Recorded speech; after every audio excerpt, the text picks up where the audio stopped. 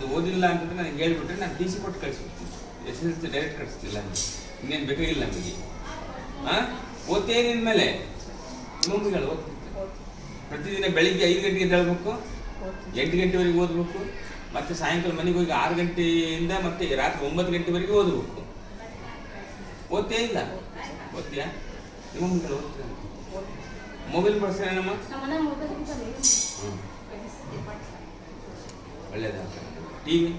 TV ಒಂದು ಐತೆ sir, ನೋಡ್ತಾನೆ? ನೋಡ್ತಾರೆ ಒಂದು ಅರ್ಧ ಗಂಟೆ ನೋಡಿ ಹೋಗ್ಬಿಡ್ತಾರೆ. ಆಯ್ತಮ್ಮ, ಇಷ್ಟು ಹೇಳಿಯಲ್ಲ, ನಾನು ಅದನ್ನ ಮಾಡ್ತೀನಿ ಕೆಲಸ.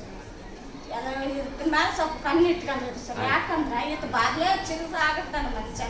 ಯಾರಿಗೆ ಏನು ಮಾತಾಡ್ಬೇಕು ಏನಿಲ್ಲ, ಸ್ವಲ್ಪ ರೆಸ್ಪೆಕ್ಟ್ ಅಂಬೋದೇ ಇಲ್ಲ ಸರ್. ತಂದೆ ತಾಯಿ ಮರ್ಯಾದೆ ಕೊಡಲ್ಲ ಸರ್. ಇಲ್ಲ ಹೊರಡೋರ್ಗೆ ಏನು ಮಾಡೋದು? ಆಯ್ತು ಹೇಳ್ತೀನಿ ನಾನು. ಇವ್ರು ಬಂದು ಹೇಳಿದ್ದು ಒಳ್ಳೇದಾಗ್ತದೆ ನಿಮಗೆ.